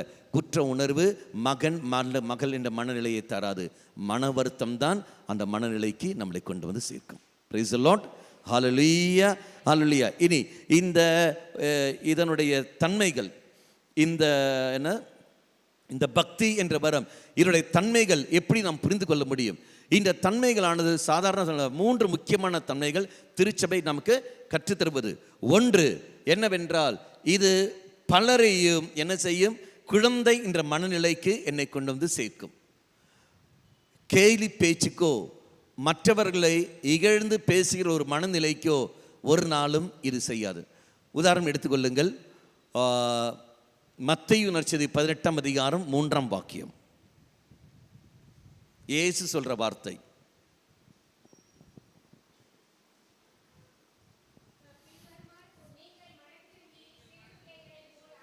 நீங்கள் மனம் திரும்பி சிறு பிள்ளைகள் போல் ஆகவிட்டால் விண்ணரசில் நீங்கள் புக மாட்டீர்கள்.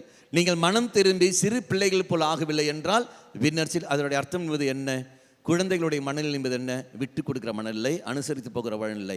நீங்கள் குழந்தைகளை நீங்கள் பாருங்கள், பெற்றோர்கள் பிள்ளைகள் குடும்பத்தில் சொந்த பந்தங்கள் வர்ற சமயத்தில் அந்த குழந்தையை விளையாட விடுவார்கள். அந்த குழந்தை விளையாடி கொண்டிருக்க, அவள் விளையாடுற சமயத்தில் மற்றவர்கள் எல்லாம் அந்த குழந்தையை கேலி பேச்சு பேசுவார்கள். இல்லை, குண்டுச்சி, குண்டு, அட்டை பேரும் பட்ட பேரும் வைத்து அழைப்பார்கள்.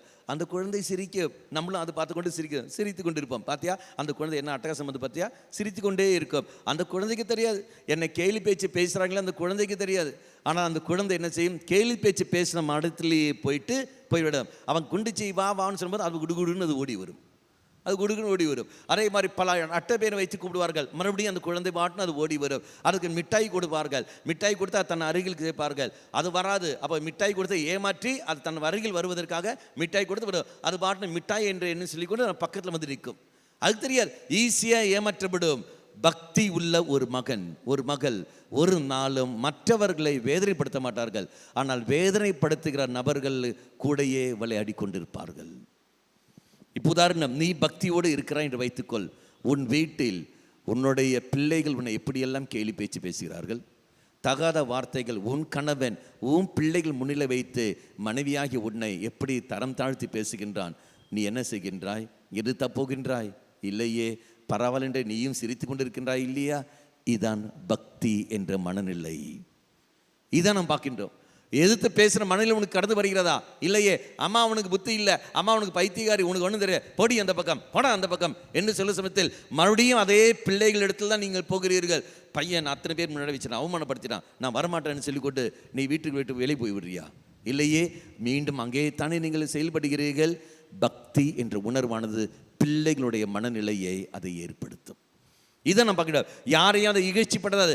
அதே மாதிரி உன் பிள்ளையை யாராவது கேலி பேச்சு பேசினார்கள் என்றால் உடனே நீ போய் எதிர்ப்பாய். என் மகனை அப்படி சொல்லாதீர்கள், என் மகளை அப்படி சொல்லாதீர்கள். இதுவும் நீங்கள் போகிறீர்கள், நீங்கள் போய் அவனுக்கு பாதுகாப்பு நீங்கள் கொடுக்கிறீர்கள்.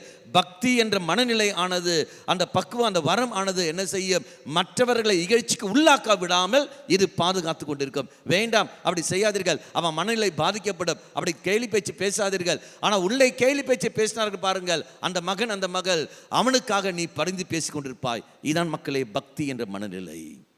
இதை நாம் பார்க்கின்றோம். அப்போ இது பெறுகிற சமயத்தில் நீ நான் தெய்வமே, இது அப்படியே நான் நிலைத்து நிற்பதற்குரிய சக்தியின் தந்திலும் இது ஏமாந்த தன்மை அல்ல, அன்பின் வெளிப்பாடு. என் மகனை நான் அன்பு செய்கிறேன், என் மகளை அன்பு செய்கிறேன். அந்த அன்பின் காரணமாக அவன் என்னத்தான் இப்படி என்னை காயப்படுத்தினாலும் சரி, ஒரு நாளும் நான் பெரிதுபடுத்த மாட்டேன். நீங்கள் பாருங்கள், கை குழந்தைகளை நீங்கள் கொஞ்சுவீர்கள், அதுக்கு பல்லு இருந்தாலும் சரி, ஒரு பல்லு 2 பல்லு இருந்தாலும் சரி, அது உங்கள் கன்னத்தை நீங்கள் கடிக்க விடுவீர்கள். அது பாட்டு இப்படி போட்டு இப்படி கடிக்கும்போது உங்களுக்கு வலி எடுக்கும். அதே மாதிரி முடியை பிடிச்சி இழுக்கும், உங்களுக்கு வலி எடுக்கும். மறுபடியும் உர்றா வலிக்குதுறான்னு சொல்லிக்கூட மறுபடியும் என்ன செய்வீங்க? தலையை அடிங்கன்னு கொடுப்பீர்கள். பிடிச்சி இழுறாண்டு மறுபடியும் பிடிச்சி இழுக்கும். என்ன காரணம்? அன்பின் வெளிப்பாடு. அந்த குழந்தையை போட்டு நீ அடிப்பதில்லை, அது அசிங்கம் செய்யும், அது மலம் போகும். என்ன செய்கிறா? ஆசையாக அற்புதமாக அழகாக நீ தொடக்கி விடுகிறார். மீண்டும் அது பாட்டு மோட்டர் ஆன் பண்ணி விடுங்க, சர்ன்னு உன் மேலே. நீ என்ன பாட்ட பாரு, என்ன அழகாக மோட்டர் ஆன் பண்ணுற பாருன்னு மறுபடியும் நீ தொடச்சி விடுவாய். நீ தூக்கி போட்டு மிதிக்கிறியாத? இல்லையே, அன்பின் வெளிப்பாடு. உன்னை எவ்வளவுதான் அது காயப்படுத்தினாலும், எவ்வளவுதான் அசிங்கப்படுத்தினாலும், வேதனைப்படுத்தினாலும் மீண்டும் மீண்டும் இது அன்பு செய்ய தூண்டும். அதான் மக்களே பக்தி என்ற மனநிலை. அந்த பக்தி என்ற வரமானது, அவருடைய தன்மை என்பது, அந்த பக்தி உள்ளவர்கள், நான் தெய்வத்தை அன்பு செய்கிறேன், தெய்வத்தை மேல் எனக்கு அதிகமாக பக்தி உண்டு என்று உணர்வு உள்ளவர்கள், அப்படி சொல்கிறவர்கள், ஒரு நாளும் மற்றவர்களை நீ இகழ்ச்சிக்கு உள்ளாக்க விட மாட்டாய். நீயும் இகழ்ச்சிக்கு உள்ளாக்குற சமயத்தில் உன்னை யார் இகழ்ச்சிப்படுத்தினார்களோ அவர்களையும் நீ என்ன செய்ய மாட்டாய்? காயப்படுத்த மாட்டாய். மாறாக மன்னித்து ஏற்றுக்கொண்டு அனுசரித்து விட்டு கொடுத்து வாழ்கின்ற ஒரு மண்ணிலே நீ சிறுவாய். எதிர்த்து போகிற என்றால், பகை உணர்வோடு நீ இருக்கிற என்றால் போயிச்சே பக்தி என்ற மனநிலை. இதான் மக்களுடைய அந்த அர்த்தங்கள். அதான் நான் வாசிக்கிறோம். அது 18ஆம் அதிகாரம் 3ஆம் வாக்கியத்தை நாம் பார்த்தோம். 2வது நாம் பார்க்கின்றோம், பக்தி என்ற மனநிலையானது 2வது அந்த உணர்வு. தெய்வ சன்னதியில் பிள்ளைகள் எவ்வாறு உரையாடுவார்களோ அந்த மாதிரி நீங்கள் உரையாடுவீர்கள். வார்த்தை வைத்தல்ல. நான் இந்த வார்த்தையை அப்பா அம்மாட்ட பேசுகிற கிராமர் பார்த்தியா நீங்கள் பேசுகிறீர்கள்? அப்புறம் கிராமரெல்லாம் வருமா? கிராமரே வராது, ஒரு இலக்கணம் வராது. அது பாட்டம் சர்வரு சொன்ன. எப்படி நீங்கள் ஒரு தந்தையிடத்தில், உங்கள் பெற்றோரிடத்தில் நீங்கள் பேசுகிறீர்களோ, ஒரு மகன் ஒரு மகளிடத்தில் எந்த ஒரு இது இல்லாமல் எப்படி பேசுகிறார்களோ அதே மாதிரித்தான் தெய்வ சன்னதியில் பக்தியில் ஒரு மகன் மகள் அவர்கள் பார்ப்பார்கள், பேசுவார்கள். அந்த வார்த்தைக்கு வார்த்தை இருக்காது, மௌனமாக இருக்கும். கண்களால் பேசுவார்கள். அவங்க உணர்வு தான் உணர்ந்து கொண்டு இருக்கும். உங்கள் புரிந்து கொள்வதற்கு நல்ல ஒரு உதாரணம் 1 சாமுவேல் 1ஆம் அதிகாரம் நான் வாசிக்கிறோம் இல்லையா? அங்கு ஹன்னா மன்றாடுவதை நீங்கள் படிங்கள். 9 முதல்ல திருவாக்கியங்கள்.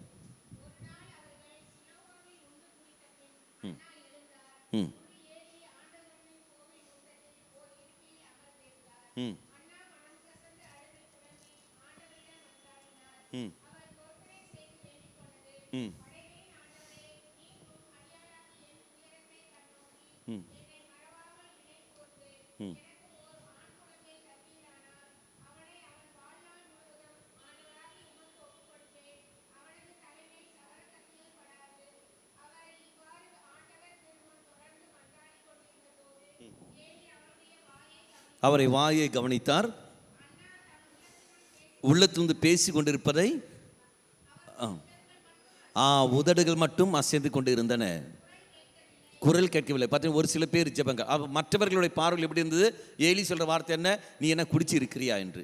அப்போ அவள் சொல்கிற வார்த்தை, நான் குடிக்கவில்லை, என் உள்ளத்திலிருந்து நான் உரையாடி கொண்டிருக்கிறேன். ஒரு சில பேர் நம்முடைய பங்குகளில் நீங்கள் பார்த்திருப்பீர்கள், ஒரு சில முதியவர்கள், இந்த வயதானவர்கள், மிகவும் பாதிக்கப்பட்டவர்கள் வந்து இங்கே நின்று கூட இப்படி பேசுகிறப்ப கவனித்திருக்கீங்களா? ஒரு சில பேர் நாங்கள் உட்காந்து பார்த்து சில விடை பார்க்க, ஒரு சில சிரிப்பார்கள். ஆனால் அந்த சகோதரி மன்றாடுவதை எந்த அளவுக்கு இருக்குன்னு பார். உள்ளிருந்து ஆத்மாத்மா கடந்து வரும். வார்த்தை வராது, பேச்சு மட்டும்தான் வார்த்தை வராது, சும்மா செயல்பாடு. கண்களிலிருந்து கண்ணீர் அப்படியே வந்து கொண்டே இருக்கும். கோயம்புத்தூரில் ஒரு பங்கில் நான் தியானம் நடத்தி கொடுக்குற சமயத்தில் 9 மணிக்கு தியானம். அப்போ ஒரு 6-7 மணிக்கெல்லாம் நான் உட்காருகின்றேன். இங்கே ஆலயத்தில் யாருமே கிடையாது, நான் மட்டும் பின்னாடி அமர்ந்திருக்கின்றேன். ஒரு சகோதரி வருகின்றால், நேர வருகின்றால், அப்படியே சாஷ்டமாக விழுகின்றால். அவளை விழுந்து அப்படியே அழுது கொண்டே குக்கு குக்கு குக்கு குக்கு அழுகை. அதுக்கப்புறம் முழுந்தால்படி இருக்கின்றால், கை விரிக்கின்றால், அப்புறம் மறுபடியும் அழுகின்றால், அதுக்கப்புறம் உட்காருகின்றால், கொஞ்சம் அந்த சாரி தூக்கி இப்படி போடுகின்றால், கொஞ்ச நேரம் அப்படியே இருக்கின்றால், மறுபடியும் எழுந்து அங்கே போய்ட்டு அங்கே இருக்கிற எல்லா சுருவத்தையும் இப்படி முற்றிக்கொண்டு நற்கநாதருக்கு நன்றி செலுத்திக்கொண்டு கண்ணீரையும் தொடச்சி கொண்டு அங்கே பாட்டு குடுகுடுன்னு போய்கொண்டே இருக்கின்றார். அந்த ஜெபம் எப்பேற்பட்ட ஜெபம்? உண்மையான ஜெபம். சத்தமே வரவில்லை, ஆனால் அழுகை சத்தம் மட்டும்தான் வருகிறது. அழுகை சத்தம் தான் தேம்பி தேம்பி அவர் இருக்கின்றார். 3 நாள் தியானம். அந்த 3 நாளும் இந்த சகோதரி இப்படித்தான் அவள் செய்தாள். இனி நாம் பார்த்த வரைக்கும் 3 நாள் தொடர்ந்து எவ்வளோ நாள் அவள் செய்து கொண்டிருக்கலாம் அது எனக்கு தெரியவில்லை. ஆனால் 3 நாளும் அவள் இதைத்தான் செய்து கொண்டிருக்கிறாள் என்றால், உள்ள போகிற சமயத்தில் தான் ஸ்டைல் பார்க்க வேண்டும். கண்ணீரை அப்படியே துடைத்து சேனலும் போட்டுக்கொண்டு அவள் அப்படியே வாட்டினை பார்த்த உடனே ஸ்தோத்திரம் சொல்லிட்டு அவ்வாட்டம் அப்படியே அவ்வாட்டம் போய்கொண்டே இருக்கின்றாள். மக்களே, உண்மையான ஜெபம். உண்மையான ஜெபம். வார்த்தை வர வேண்டிய அவசியம் இல்லை. நீங்கள் பாருங்கள், ஒரு சில பேர் வார்த்தையை கேட்டுக்கொண்டிருப்பார்கள். இறை வார்த்தை கேட்டுக்கொண்டிருக்கிற சமயத்திலே கண்ணிலிருந்து கண்ணீர் கடந்து வரும். பார்த்துருக்கிறீங்களா? அறிவிக்கிற சமயத்திலே வார்த்தையை கேட்டுக்கொண்டு அப்படியே கவனித்து கொடுப்பார்கள். அப்படியே உள்ளம் அப்படியே போய்கொண்டே இருக்கும். அப்படியே கண்ணிலிருந்து கண்ணீர் வரும். இதா ஜெபம். உண்மையான ஜெபம். தெய்வம் ஏற்றுக்கொண்டே இருக்கின்றார். அப்போ நீங்கள் செய்கிற நன்மைகள் அப்படியே கடந்து வரும்போது, நன்றி ஆண்டவரே என்ற மனநிலை கடந்து வரும். உண்மையான ஜெபம். தவறு செய்து விட்டோமே என்று உணர்வு ஏற்படும் போது, தெய்வமே என்னை மன்னிச்சு விடு, நான் இந்த தவறு செய்து விட்டேனே. உண்மையான ஜெபம். இதெல்லாம் ஒட்டுமொத்தாக ஒரு இடத்தில் நாம் போட்டுக்கொண்டு மன்றாடுற சமயத்தில் வார்த்தை வராது. படத்தையே பார்த்து கொண்டிருப்பீர்கள், சுரூபத்தையே பார்த்து கொண்டிருப்பீர்கள், பாடுபடுற சுரூபத்தையே பார்த்து கொண்டிருப்பீர்கள், நற்கவரநாதரை மட்டுமே பார்த்து கொண்டிருப்பீர்கள், மாதாவுடைய படத்தை அப்படியே பார்த்து கொண்டிருப்பீர்கள். பேச்சர வருவார்கள், உட்காருவார்கள், 1 மணி நேரம், 2 மணி நேரம், 3 மணி நேரம் உட்கார்ந்துட்டு அவங்க பாட்டுன்னு எழுந்து போய்கொண்டே இருப்பார்கள். உண்மையான ஜெபம். இதான் மக்களை பார்க்கணும். ஸ்பான்டேனியஸாக ஜெபிக்கின்ற ஒரு மனநிலை. இது பக்தி என்ற உணர்வு தான் நமக்கு ஏற்படுத்தும் இந்த மனநிலை. ஆனால் தான் நீங்கள் அத்தனை பேரும் நற்கருணை நாதரை போய் சந்தியுங்கள். வீட்டில் பாடுபட சுரூபம் இருக்கான்னு பாரு. அந்த பாடுபட சுரூபத்தை எடுத்து வை, பக்கத்தில் வைத்து வை. யாரும் இல்லையே, யாரும் இல்லாத சமயத்தில் நீ அந்த பாடுபட சுரூபத்தை விட்டு சும்மா அப்படியே பார்த்து கொண்டே இரு. ஒரு 5 நிமிஷம் நீ பார்த்து கொண்டே இரு. வேற எங்கேயும் பார்வை வைத்திருப்பாரு. அந்த 5 நிமிஷம் பக்கத்தில் இப்படி வைச்சோ, அல்ல பக்கத்தில் இப்படி வைச்சோ, அல்ல நீ படுத்துக்கொண்டு இப்படியோ, உனக்கு எப்படி தோணுதோ அப்படியே பார்த்து கொண்டு இரு. உன்னை அறியாமலேயே இதோ வார்த்தைகள் மனசிலிருந்து அப்படியே வந்து கொண்டே இருக்கும். உன்னுடைய அறியாமலே ஆழ் மனதில் பல வார்த்தைகள் வந்து கொண்டே இருக்கும். உண்மையான ஜெபம். அப்படியே போய்கொண்டே இரு. தூக்கம் வச்சுன்னா அப்படியே கண்ணு மூடு. அதுக்கு எதுவுமே இல்லை. நீ எங்கே வேணா உட்காந்து வேணா நீ ஜெபம் பண்ணலாம், எப்படி வேணா நீ பண்ணலாம். மக்களே, இந்த ஜெபம் ஆனது உண்மையான ஜெபமாக வரும். பக்தி என்ற வரம் ஆனது உன்னை ஜெபிக்கிறதுக்கு உன்னை தூண்டும். தெய்வசனில் உண்மையான ஜெபத்தை கொண்டு வரும். ஆனால் தான் தெய்வம் விரும்புவது எப்பேற்பட்ட வழிபாடு. எடுத்து பார்த்தீங்கன்னா நமக்கு தெரியும் இல்லையா? சமாரிய பெண் எடுத்து சொல்வது யோவான் நற்செய்தி 4ஆம் அதிகாரம் 23ஆம் வாக்கியம். யோவான் நற்செய்தி 4ஆம் அதிகாரம் 23ஆம் வாக்கியம். காலம் வருகிறது, ஏன் வந்தே விட்டது. கதிர் பாத்திரம் ஜெரிக்கோ பிரேயருக்கு ரெடியாக இருந்து கொள்ளுங்க. படி. காலம் வருகிறது, வந்தே விட்டது, உண்மையாய் வழிபடுவோர் உண்மை இயல்புக்கு ஏற்றபடி உள்ளத்தில் வழிபடுவர். அடுத்தது, தன்னை விரும்புகின்றார். அப்போ உண்மையான ஒரு வழிபாடு தான் தெய்வம் விரும்புகிற வழியே போலியான ஒரு வழிபாடு அல்ல. அப்போ உண்மையான வழிபாடு என்பது இதான், உள்ளத்திலிருந்து கடந்து வர வேண்டும். அன்னை மரியாள் தெய்வத்தை ஆராதிக்கின்றாள், தெய்வத்தை பாராட்டுகின்றாள். எப்பேற்பட்ட பாராட்டு நம்ம எல்லோருக்கும் தெரியும் இல்லையா? என் ஆன்மா ஏற்றி போற்றுகின்ற. அடுத்தது, இணைத்து எனது மனம் பேறு வகை கொள்கிறது. இதோ என் ஆன்மா ஆண்டவரை எடுத்து படிங்கள். 46ஆம் வாக்கியம், லூக்கா நற்செய்தி. ஆண்டவரை எனது உள்ளம் போற்றி பெருமைப்படுது. உள்ளம், உடல் அல்ல, உள்ளமானது. அவ வெளிப்படையான ஒரு ஆராதனையோ வெளிப்படையான ஒரு நன்றி அல்ல, மரியாளுடைய நன்றி. உள்ளத்திலிருந்து தெய்வத்தை அவள் போற்றுகின்றார். என் ஆன்மா ஆண்டவரை இப்படி இருமி போற்றுகின்றது. அடுத்தது, மீட்பரம் கடவுளை ஒவ்வொரு நாளும் நினைத்து நினைத்து நினைத்து அவர் செய்த நன்மைகள் ஒவ்வொன்றும் நினைத்து நினைத்து நினைத்து நன்றியோடு அது துதித்து கொண்டிருக்கின்றது.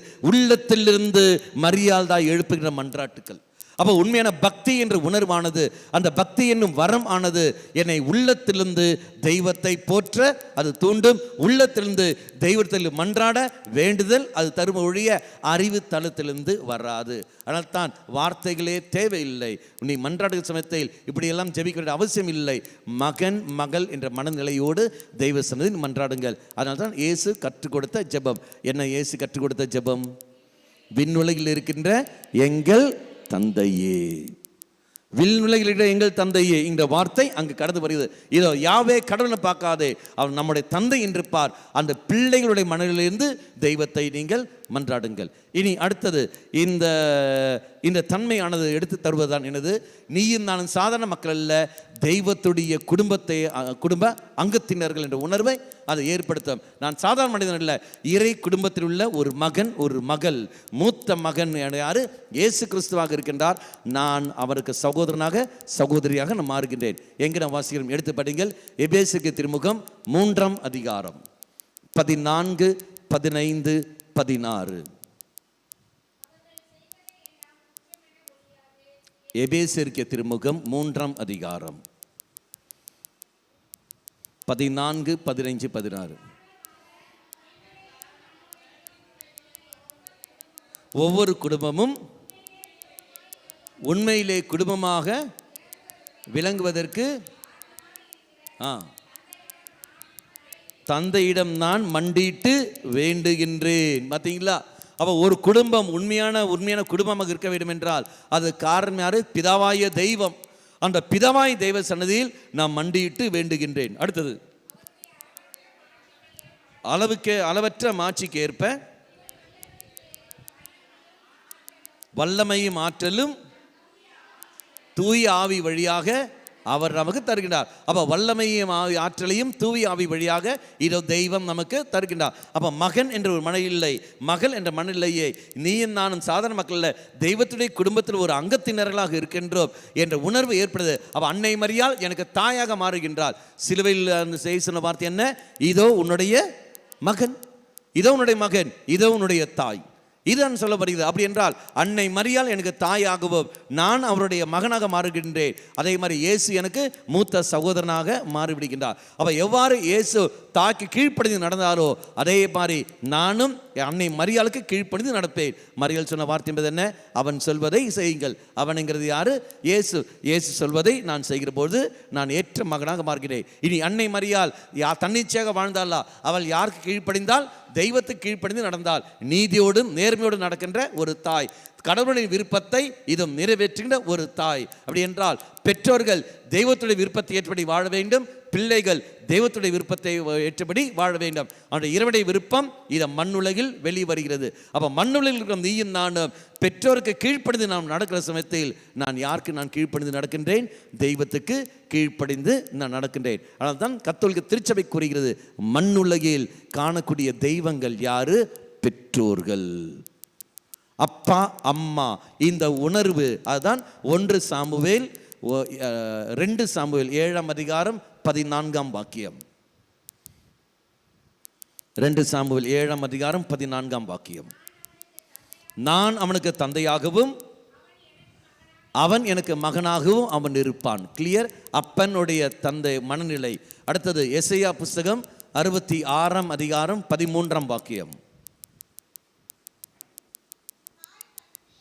தாய் தன் பிள்ளையை தேற்றுவது போல நான் உங்களை தேற்றுவேன். தாயின் மனநிலை.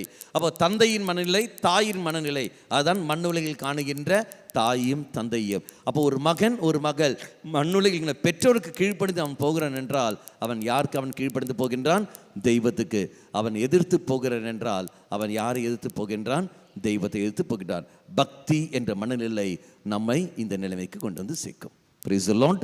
Hallelujah. Hallelujah. உன்முகம் காண்பது எத்தனை சுகம், உன் குரல் கேட்பது எத்தனை சுகம்.